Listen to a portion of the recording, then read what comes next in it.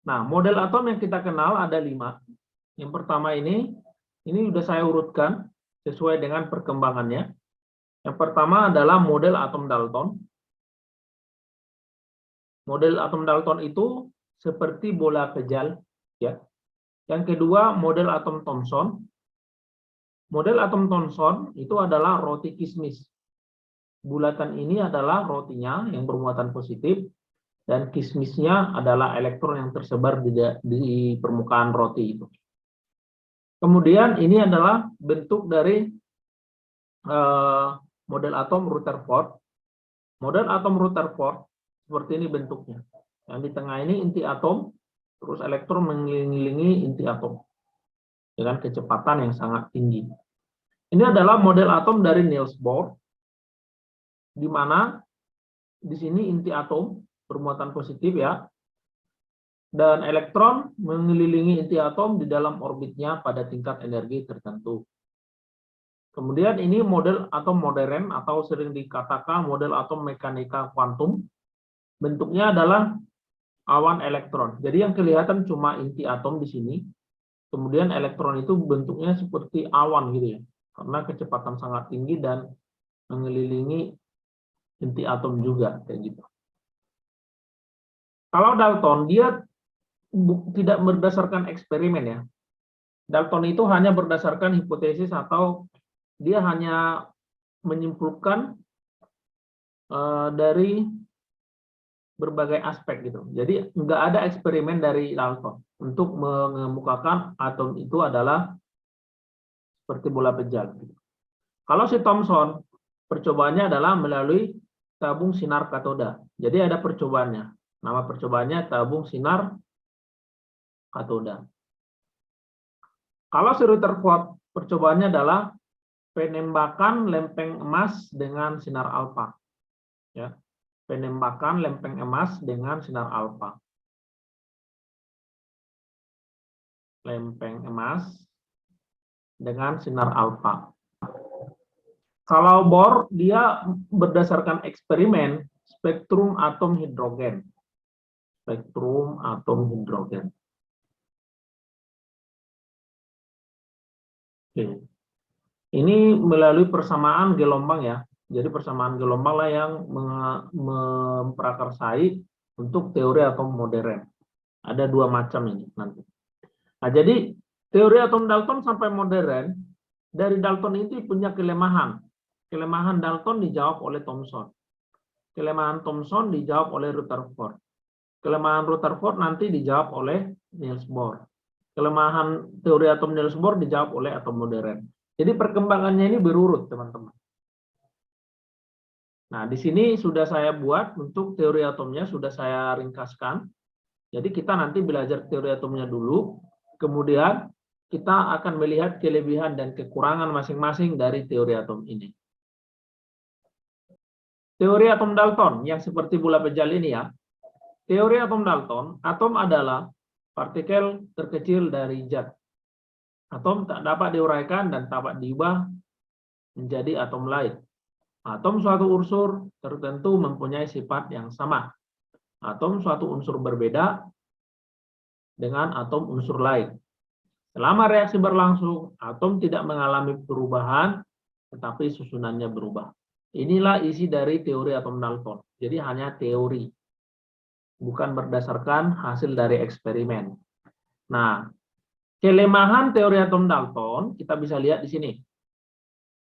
Kelebihannya itu dapat menjelaskan hukum kekekalan massa dan hukum perbandingan tetap, ya, Lavoisier dan Proust. Tapi dia punya kekurangan, guys. Kekurangan dari teori atom Dalton adalah tidak dapat menjelaskan sifat listrik materi, cara atom-atom berikatan, dan perbedaan antara atom unsur satu dengan unsur yang lain. Kan dia cuma bilang, atom itu kayak bola pejal. Lah, berarti kalau atomnya hidrogen dan atom karbon, perbedaannya dalam bola pejalnya kayak mana? Apakah bola pejalnya ada yang gede, ada yang kecil? Nah, ini tidak dijelaskan oleh si Dalton. Makanya itu kelemahan dia. Dan juga kalau atom itu bentuknya bola pejal, bagaimana cara bola pejal ini menghantarkan listrik? Apakah dia menggelinding-menggelinding apa gimana? Nah, gitu ya. Jadi tidak bisa dijelaskan. Nah, berdasarkan kelemahan itu, datanglah si Thomson melalui percobaan tabung sinar katodanya.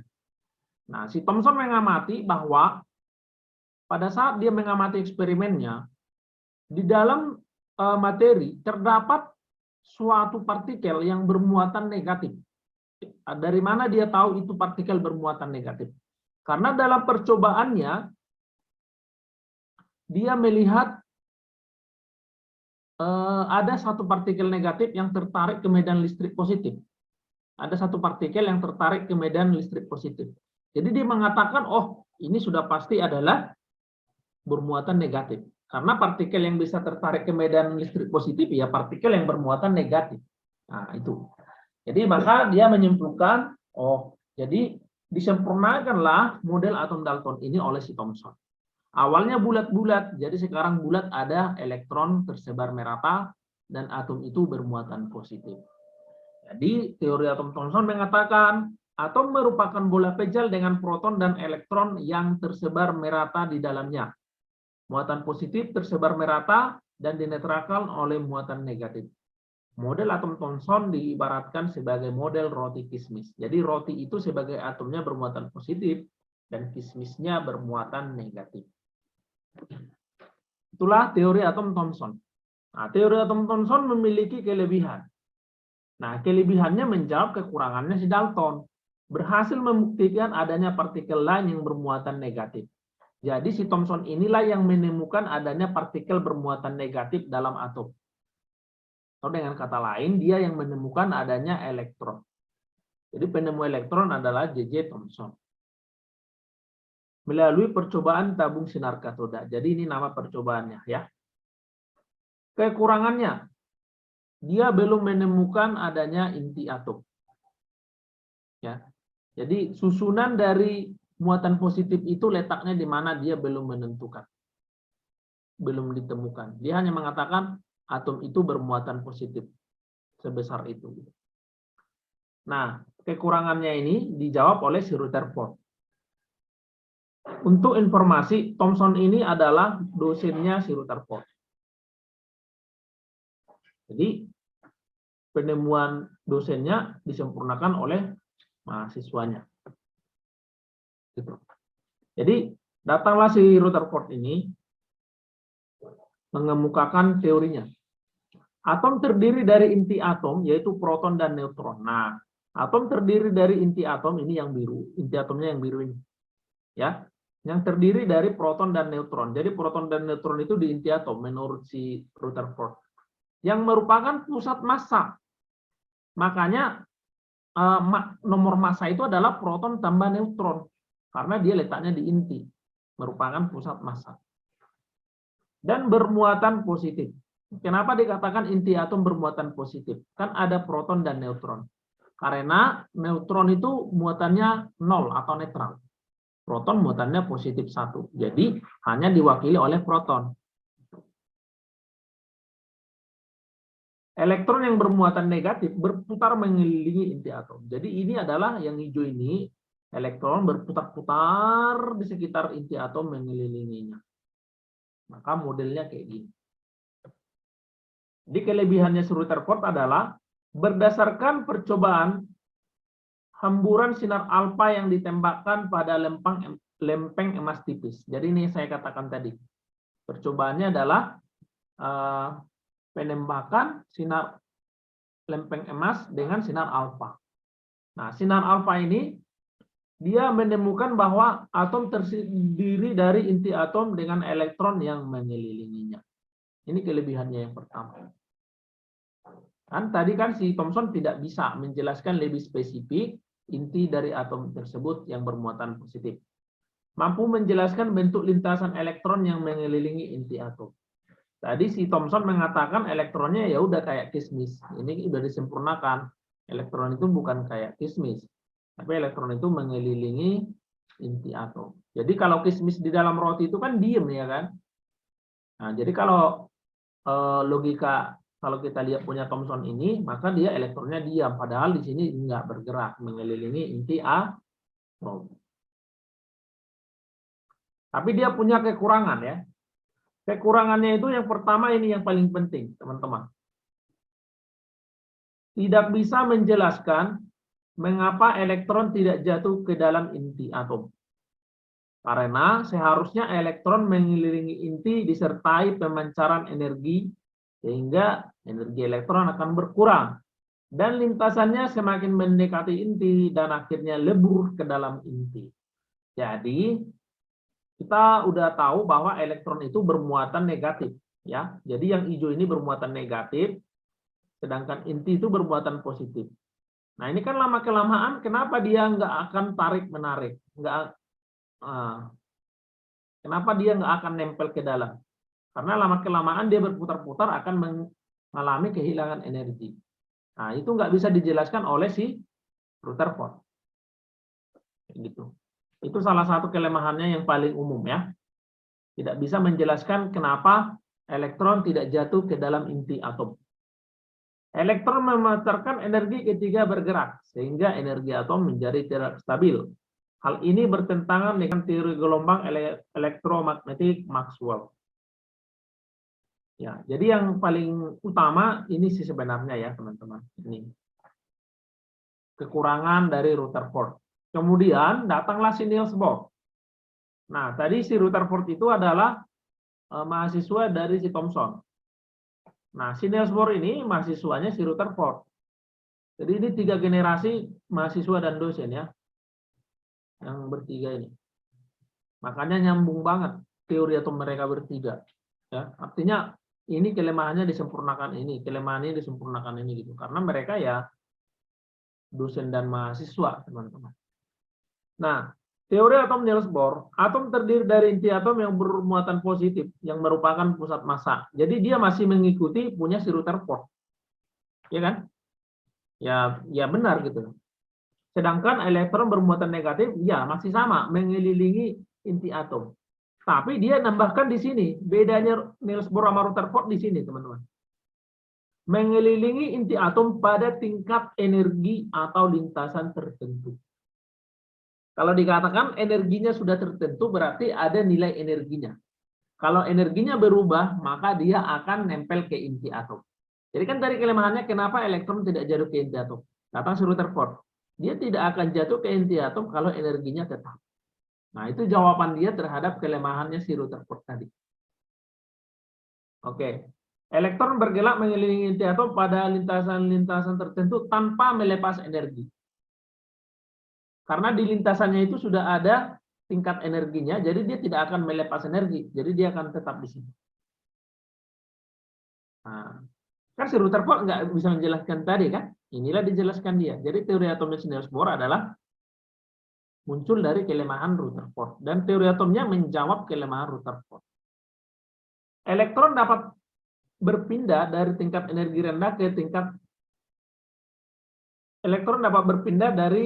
lintasan dengan tingkat energi rendah ke tingkat energi tinggi dengan menyerap energi. Jadi dari tingkat energi rendah mau pindah dia ke tingkat energi yang tinggi, dia akan menyerap energi. Begitu pula sebaliknya. Berarti kalau elektron mau pindah dari tingkat energi tinggi ke tingkat energi rendah akan melepas energi. Nah, jadi kalau elektron dari lintasan ini pindah ke sini atau ini pindah ke sini, maka harus terjadi pelepasan atau penyerapan energi, seperti itu katanya. Oke. Kemudian ada nggak kelemahannya? Nah, kita lihat kelebihan dulu. Mampu menjelaskan adanya garis-garis pada spektrum atom hidrogen. Jadi percobaan Niels Bohr ini namanya adalah percobaan spektrum atom hidrogen. Dia hanya mencoba atom hidrogen. Atom hidrogen itu kalau kita lihat cuma punya 1 elektron, guys, karena protonnya 1. Jadi elektronnya cuma 1 gitu loh. Nah, jadi kekurangannya itu ya karena dia hanya bisa menjelaskan atom hidrogen. Jadi belum mampu menjelaskan spektrum atom yang berelektron banyak. Jadi kalau misalnya atom lain, misalnya karbon, elektronnya 6. Ini kan udah banyak elektronnya ini. Nggak bisa dijelaskan dengan penjelasannya pada saat menjelaskan spektrum atom hidrogen. Kulit elektron yang mengelilingi inti ternyata bentuknya elips. Jadi sebenarnya kekurangannya itu yang kalian harus cek adalah yang paling atas saja. Kalau yang ini mah jarang ini keluar. Nah, ya. Tapi ini juga kelemahan gitu. Nah, kelemahannya ini dijawab oleh teori atau mekanika kuantum. Teori atau mekanika kuantum mengatakan apa? Mengatakan ini. Atom terdiri dari inti atom yang merupakan pusat massa. Oke, berarti masih dari Rutherford masih sama. Pergerakan elektron seperti gelombang. Nah, ini dia. Jadi elektron itu bergerak seperti gelombang. Berarti dia memiliki persamaan gelombang gitu loh. Kedudukan elektron di sekitar inti tidak dapat ditentukan secara pasti. Nah, inilah yang dinamakan kebolehjadian atau peluang menemukan elektron yang bergerak pada suatu lintasan pada berbagai arah. Jadi arahnya nggak menentu. Disebut orbital. Maka karena arah elektron itu tidak menentu, yang pasti dia mengelilingi inti atom. Tapi arahnya nggak menentu. Bisa zigzag, bisa kayak mana, bisa berputar-putar gitu. Makanya dibuatlah bentuknya jadi kayak awan elektron. Nah, itulah dia. Maka kelebihannya ini dapat diterapkan pada atom berelektron banyak. Nah, jadi teori atom mekanika kuantum pada saat kita menentukan bilangan kuantum. Nah, itu berasal dari teori atom mekanika kuantum. Bilangan kuantum ada 4 ya. Bilangan kuantum utama N, bilangan kuantum azimut atau L, bilangan kuantum magnetik M, bilangan kuantum spin ya, atau arah putaran elektron. Mampu mengukur perpindahan energi eksitasi dan emisinya. Ya. Kekurangannya sulit diterapkan untuk sistem makroskopis berskala lebih besar dengan kumpulan atom, misalnya pada tumbuhan, hewan, dan manusia. Nah, perhatikan. Lengkapilah tabel di bawah ini. Ada notasi unsur. Nah, misalnya saya punya natrium. Natrium itu simbolnya 11 di bawah, 23 di atas. Yang di bawah ini namanya adalah, angka yang di bawah namanya nomor atom. Yang di atas ini namanya adalah nomor massa. Nomor atom itu sama dengan proton. Nomor massa sama dengan proton tambah neutron.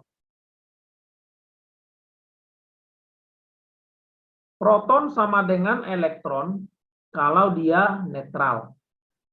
Netral itu artinya tidak ada muatan dalam atom. Jadi, kalau saya buat Na seperti ini, maka protonnya sama dengan 11. Elektronnya juga 11. Karena netral. Kalau dia bermuatan positif, elektronnya berkurang dari proton sebanyak positif. Kalau dia bermuatan negatif, elektronnya bertambah sebanyak negatifnya. Oke, kemudian neutron. Neutron itu tadi adalah, berarti ini nomor massa sama dengan proton. Proton itu nomor atom, tambah neutron. Maka neutron sama dengan nomor massa dikurang proton, dikurang nomor atom. Berarti selisih ini, 23 kurang 11, itulah neutron, selisih atas bawah. Jadinya 12. Untuk yang A, protonnya berapa? Yang A protonnya 2, Pak. Neutronnya 2 juga, Pak. berapa proton? 15, Pak. Oh, 15. Oke, sorry. Ini neutron? 16. Oke. Ini C? Itu 26, Pak. Oke, ini? 30. Oke, ini langsung? Ada 9. Ini? 34. Ini? Itu 52. Ini? Itu 68. Oke. Kan biasanya pertanyaannya adalah, manakah pasangan yang benar? Berarti semuanya benar gitu kan. Atau manakah pasangan yang salah? Berarti salah satu salah, salah semua gitu kan. Ya. Nah, jadi kalau kalian mau mengerjakan bentuk kayak gini, yang kalian lakukan apa? Kerjakan dulu bagian yang paling gampang. Bagian yang paling gampang tentu proton neutron. Kalau pertanyaan nanti mana yang benar, berarti kalau ada yang salah, jawabannya langsung tereliminasi kan? Ya enggak? Ya dong, kan? Oke. Kemudian sekarang konfigurasi elektron. Walaupun di sini tidak dikasih tahu elektron, maka proton ini sama dengan elektron. Kenapa? Karena semuanya netral kan? Kecuali tidak netral baru kita ubah. Ini semuanya netral. Oke. Nah, konfigurasi elektron. Sekarang ingat konfigurasi elektron. Ingat bahwa kulitnya elektron itu ada 7. Saya ulangi. Kulit dari elektron ada 7 yang sudah ditemukan. 1, 2, 3, 4, 5, 6, 7. Kemudian ada namanya subkulit. Subkulit itu SPDF. S itu isinya 2, P6, D10, F14. Ini formasinya ya. Jadi di kulit pertama itu hanya ada 1 S2, teman-teman. Di kulit kedua 2S2 sampai 2P. Jadi dia kayak piramid gitu. Berarti di kulit ketiga sampai D. 3S2, 3P6, 3D10. Berarti kulit keempat sampai F. 4S2, 4P6, 4D10, sama 4F14. Nah, kalau di kulit kelima, biar bentuknya, ingat tadi saya katakan bentuknya piramid. Berarti di angka 4 dia maksimal, di angka 5 berarti sampai D aja buat. Bukan berarti di angka 5, di kulit kelima tidak ada F, ada. Cuman itu sudah terlalu panjang, kan kita masih skala SMA ya. Nggak perlu kita sampai 5F, 4F aja maksimal. Nah, berarti yang kelima sampai D aja buat. Jadi bentuknya kayak piramid gitu loh, piramid yang terbalik ya kan. Berarti ini yang 6 berarti sampai 6P aja tulis. Kemudian yang 7 sampai 7S2 aja. Nah, kan kayak piramid. Kemudian kalian tinggal tarik aja garis miring. Garis miring. Berarti cara ngisinya itu menurut aturan Han. Aturan Han. Bukan aturan Han ya. Cara ngisinya ini menurut kaidah Aufbau ya. Artinya kita mengisi dari tingkat energi rendah ke tingkat energi tinggi. Ini dulu berarti dia masuknya dari sini, ininya dari sini. Berarti kalau kita ngisi konfigurasi elektron, isinya harus 1S2 dulu penuh. Setelah udah penuh 1S2, baru kita ke sini. Setelah udah penuh ke sini, ini lihat arahnya. Setelah itu baru ke sini. Coba perhatikan di sini. Setelah 3S2, maka Anda ke 3P6 kan? Setelah 3P6, tidak langsung 3D10. Dia masih ke bawah dulu. Nih. 4S2 dulu. Setelah 4S2 ada nggak? Nggak ada lagi kan? Maka kembali ke sini. Nah, gitu loh. Nah, setelah 3D10, baru ke 4P6. Setelah 4P6, jangan 4D10 dulu. Ke 5S2 dulu. Setelah 5S2, baru ke sini naik. Setelah 4D10, bukan 4F14. Ke sini dulu. Setelah 5P6, bukan 5D, bukan 4F. Ke sini dulu. 6S2. Habis 6S2 baru ke sini, ke sini, ke sini, ke sini, ke sini, ke sini. Nah, kalau kalian udah bisa buat kayak gini, maka nggak usah dihafalin siapa duluan, siapa belakang. Ya. Jadi dengan cara kayak gini kalian udah bisa tahu. Nah, tadi yang dikonfigurasikan elektronnya berarti sejumlah elektronnya yang kita buat. Contoh ini. Maka kan elektronnya 2. Ini adalah elektron ya. Jadi elektron itu yang di atas ini, teman-teman. Itulah yang namanya jumlah elektronnya. Nah, maka ini cuma hanya ada 1S2 karena elektronnya cuma 2. Ini elektronnya 15. Berarti 1S2. Oke, berarti 15 masih sisa 13 lagi kan? Maka setelah 1S2 saya ke 2S2 dong. Setelah itu ke 2P6. Ini udah berapa? Udah 10. Berarti kan 15 elektronnya kan? Berarti 5 lagi. Setelah 2P6 saya kemana? Lihat ini garisnya. Oke, 3S2 dulu. Udah berapa? Udah 12. Sisa berapa? Sisa 3 lagi. 15. Setelah 3S2, oh dia ke 3P6. Tapi kan isinya 15, berarti 3 lagi. Nggak apa-apa, 3P3. Yang penting nggak bisa lebih. Jangan kamu tulis misalnya 3P7, nggak boleh. Kan maksimalnya 3P6. P itu maksimal 6. Ya. Oke. Kemudian, kalian harus ingat, kita menyingkat ke gas mulia, guys. Gas mulia, konfigurasinya, HE, itu kan 2. Maka kalau ada 1S2, kita singkat HE. NE itu 10 kan? Maka kita singkat 1S2, 2S2, 2P6. Jadi kalau kita melihat 1S2 sampai 2P6, itu adalah NE. Jadi ini bisa disingkat jadi NE. Ini. Jadi itu akan menjadi NE. Ya.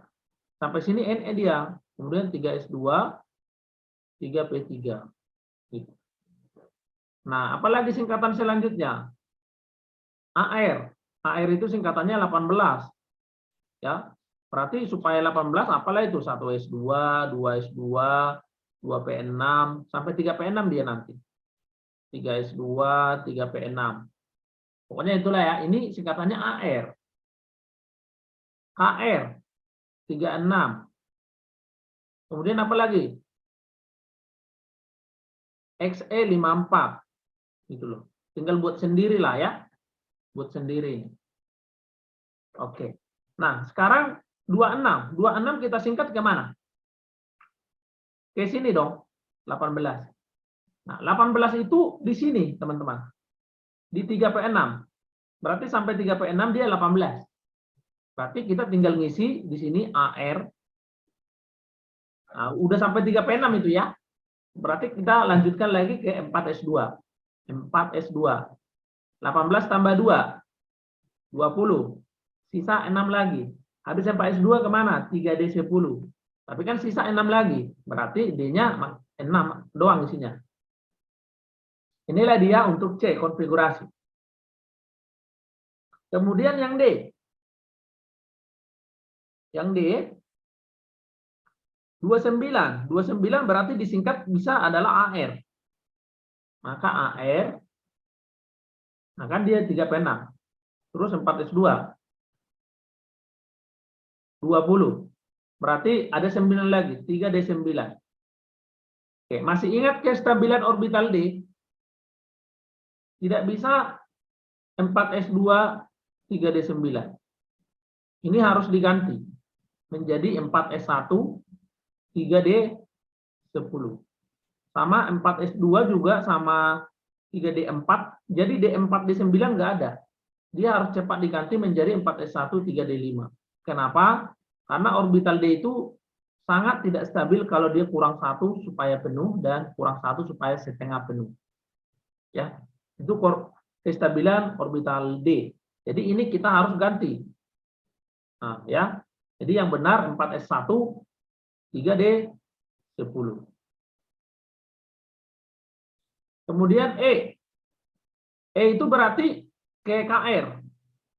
Nggak mungkin ke AR lagi, ke KR. Karena dia 52. 52 berarti yang bisa 36. 54 nggak bisa ya.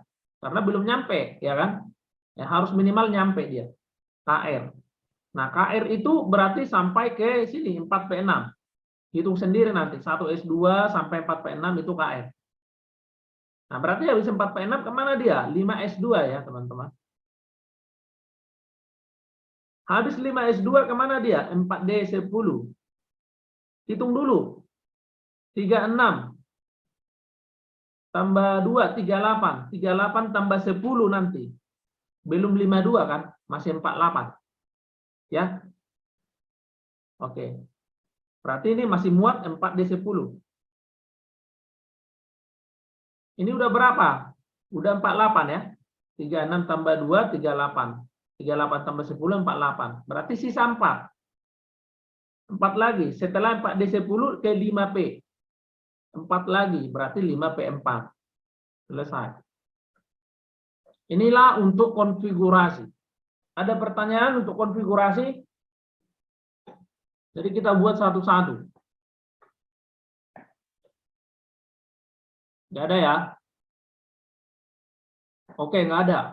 Sekarang periode. Periode itu teman-teman adalah kulit terbesar. Ya, saya ulangi, periode adalah kulit terbesar.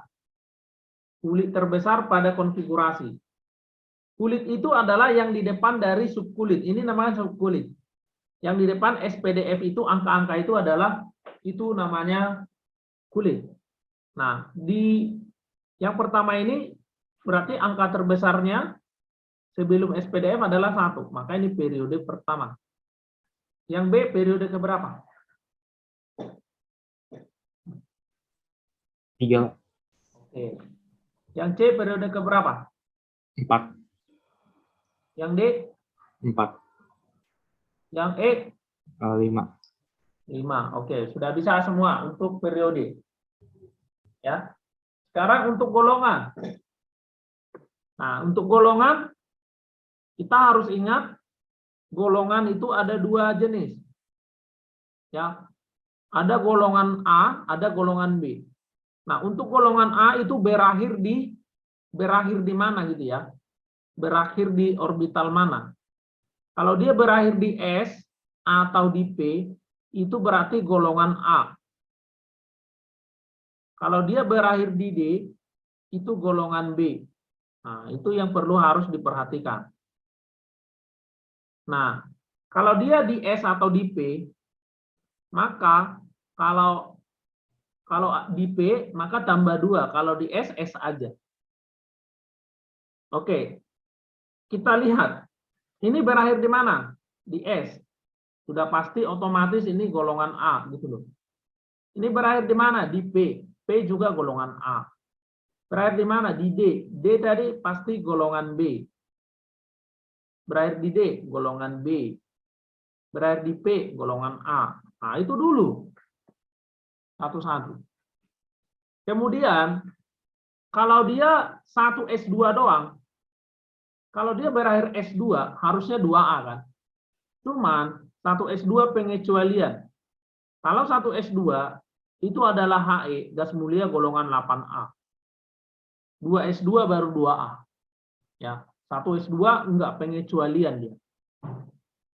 Karena kimia itu banyak pengecualian. Jadi ini yang benar 8A, bukan 2A. Jangan terkecoh dengan HE. Tapi yang lain kalau berarti S2, 2A ya. Kemudian P. Kalau dia berakhir di P, tambahkan dengan S yang sekulit. Ini sekulit kan? Dengan S yang sekulit. 2 tambah 3, 5. Berarti ini 5A. Jadi kalau untuk A gampang banget golongan. Ini berakhir di P. Tambahkan dengan S yang sejenis. Maksudnya sejenis kulitnya ya. 2 dan 4. Berarti yang D ini hiraukan. 2, 4 berarti 6. Nah, untuk golongan B, aturannya ada. Kalau dia di D, maka elektron yang dijumlahkan adalah elektron yang di S dan D.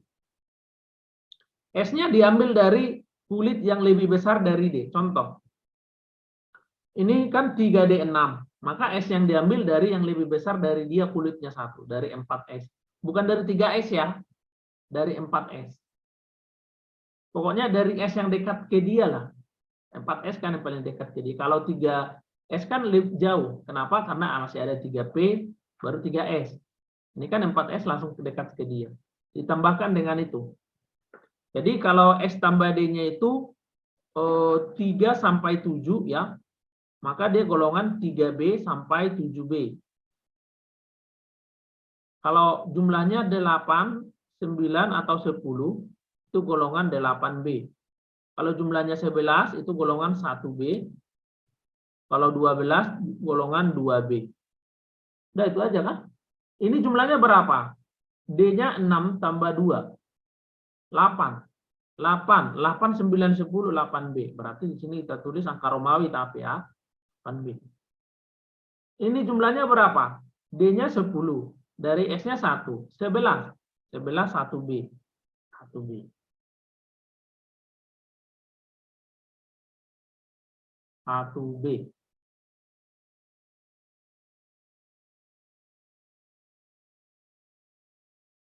Oke. Langsung saja yang pertama. Pada peristiwa pembakaran gas LPG yang mengandung propana, menghasilkan gas karbon dioksida dan uap air. Persamaan reaksi yang sesuai dengan peristiwa tersebut adalah gas propana C3H8. Berarti kalau dibakar ditambahkan dengan O2 gas. C3H8 gas ditambahkan dengan O2 gas. Ini menjadi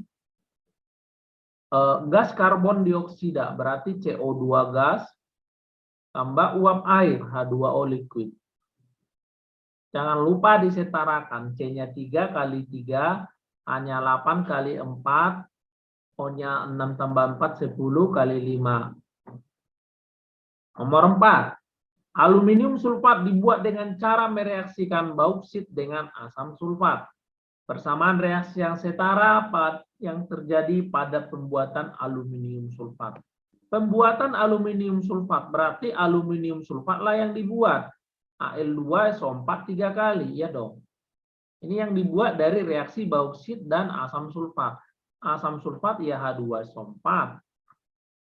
Bauksit itu aluminium oksida, Al2O3. Ya sudah, tinggal disetarakan ini tambah H2O, hasil samping.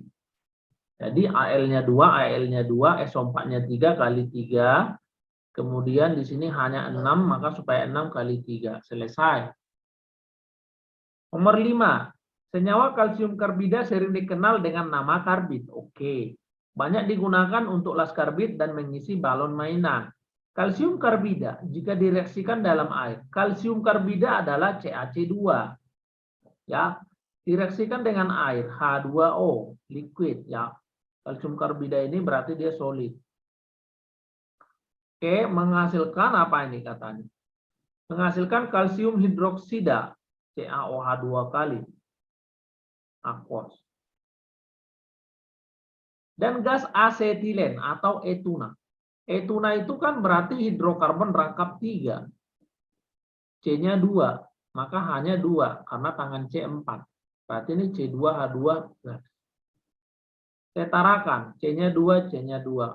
Hanya 4, hanya masih 2 kali 2. Selesai.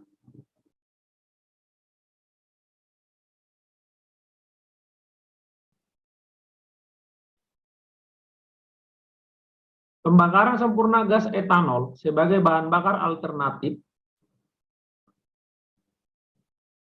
mengikuti persamaan reaksi berikut. C2H5OH tambah HO2 menghasilkan CO2 tambah H2O. Belum setara. Ya sudah, kita setarakan.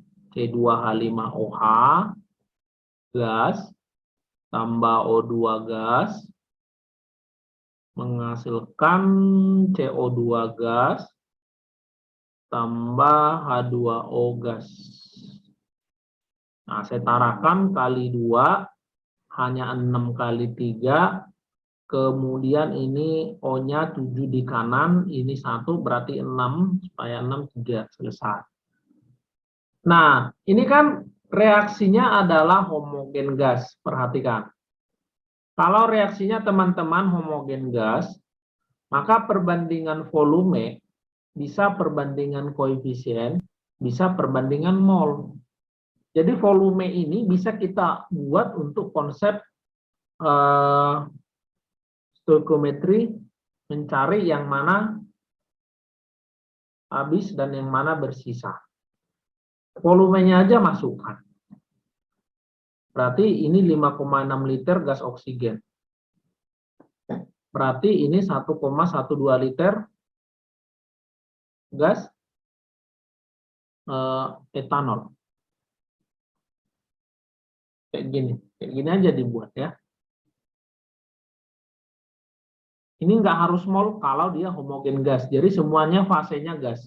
Boleh pakai volume. Boleh pakai tekanan. Boleh pakai mol. Tapi kalau ada salah satu tidak gas, maka kita tidak boleh pakai volume, harus mol saja. Itu ya, teman-teman ya. Jadi diperhatikan reaksinya itu jenisnya. Nah, pertanyaannya adalah berapa massa air yang terbentuk jika diukur pada STP?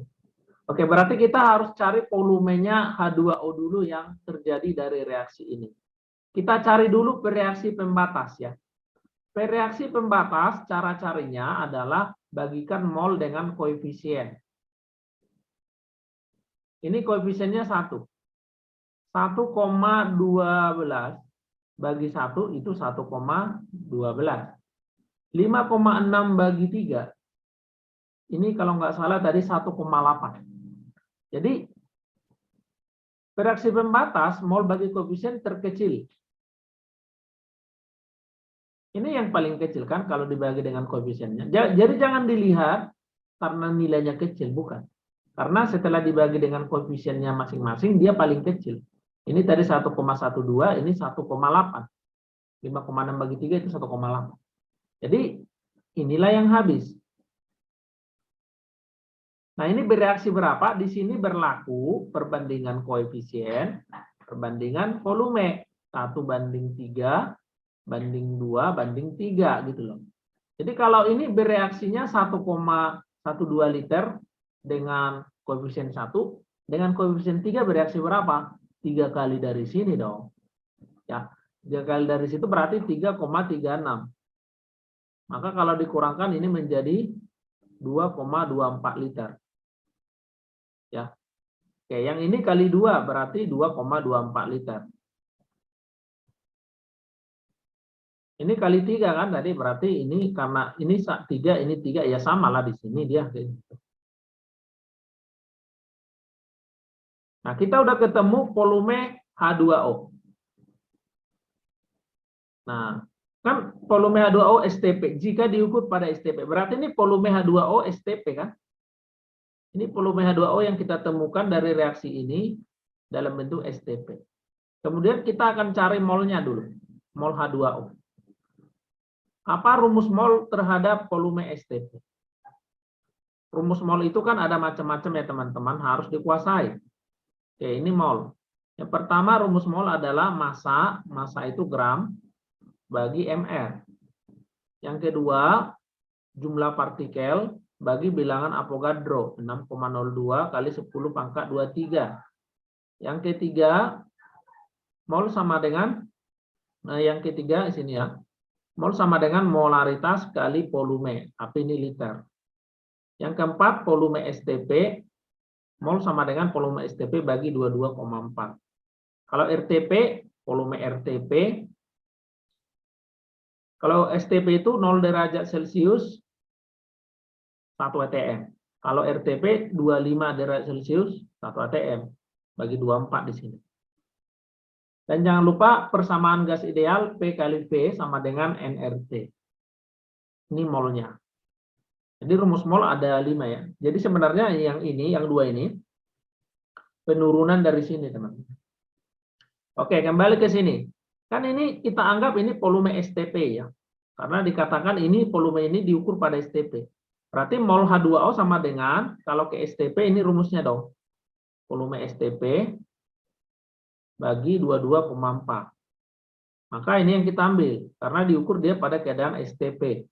Bagi 22,4 sama dengan 0,15 mol. Oke. Berarti sekarang kita tinggal mencari masanya H2O. Masanya H2O sama dengan mol kali mr ya kan?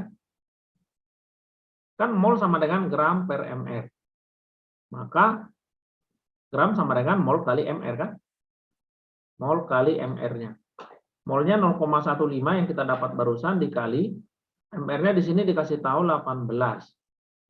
Jadi jawabannya 2,7 gram. Jawabannya adalah bola. Sebanyak 10 cm pangkat 3 hidrokarbon tepat bereaksi dengan 40 cm pangkat 3 oksigen. Menghasilkan 30 cm pangkat 3 karbon dioksida. Jika volume semua gas diukur pada suhu dan tekanan yang sama, maka rumus hidrokarbon tersebut adalah oke. Jadi di sini berlaku cm pangkat 3 itu sama dengan mililiter kan, teman-teman. Jadi ini volumenya semuanya dikasih tahu. Desimeter pangkat 3 baru liter ya. Oke, jadi semuanya dikasih tahu, ya sudah. Hidrokarbonnya itu kita sudah tahu rumusnya, yaitu mengandung karbon dan hidrogen. Ya, berarti kita buatlah CXHY. Konsepnya ini sederhana ya. Perbandingan volume ya, perbandingan koefisien. Perbandingan koefisien gas-gas yang bereaksi. Nah, itu konsepnya. Berarti kalau dibakar tepat bereaksi, berarti tepat habis bereaksi dengan oksigen. Berarti oksigennya di sini. Ini kan gas ya katanya ya. Anggaplah gas ya. Ini gas. Hasilnya CO2 gas dan H2O gas. Oke. Kita nggak tahu koefisiennya berapa. Kita hanya tahu volumenya. Ini 10 cm pangkat 3 atau mililiter. Ini 40 cm pangkat 3. Ini karbon dioksida ini ya. H2O-nya pasti ada ya teman-teman, walaupun di sini nggak dikasih tahu reaksinya menghasilkan H2O. Oke. Nah, ini sederhanakan aja. Perbandingan volume, perbandingan koefisien kan. Sederhanakan aja. Bagi berapa? Bagi 5 kali ya. Bagi 10 bisa kan? Bagi 10. Bagi 10 berarti ini 1:4:3. Nah, perbandingan volumenya inilah perbandingan koefisien. Berarti angka ini saya angkat ke atas. Angka ini, angka perbandingan volume itu saya angkat ke atas.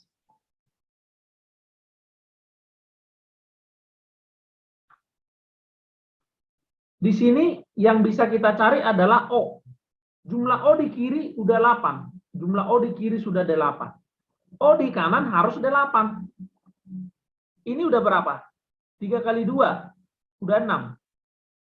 Berarti supaya 8, ini harus berapa? Ini harus 2. Supaya 2, ini kali berapa?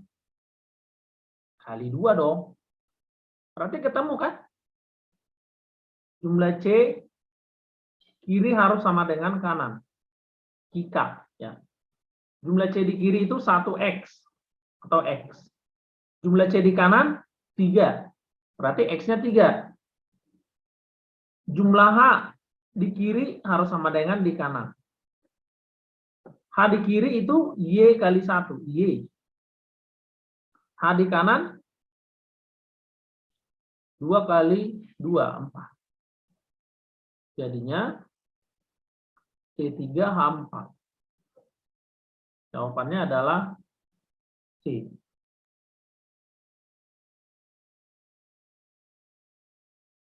Jadi ini daya hantar listrik. Perhatikan hasil pengujian daya hantar listrik beberapa larutan berikut. Dari data tersebut, larutan yang termasuk elektrolit kuat dan non-elektrolit berturut-turut adalah elektrolit kuat ini. Kalau kalian lihat lampunya terang banget. Ini gelembung gasnya pasti banyak. Ya.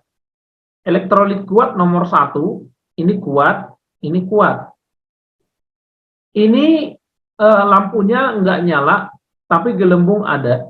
Berarti ini lemah. Ini gelembungnya ada, lemah. Ini nggak ada gelembung, lampunya mati, non. Pertanyaannya kuat dan non elektrolit. Berarti jawabannya 15 atau 25. Nggak ada 15, jawabannya ini.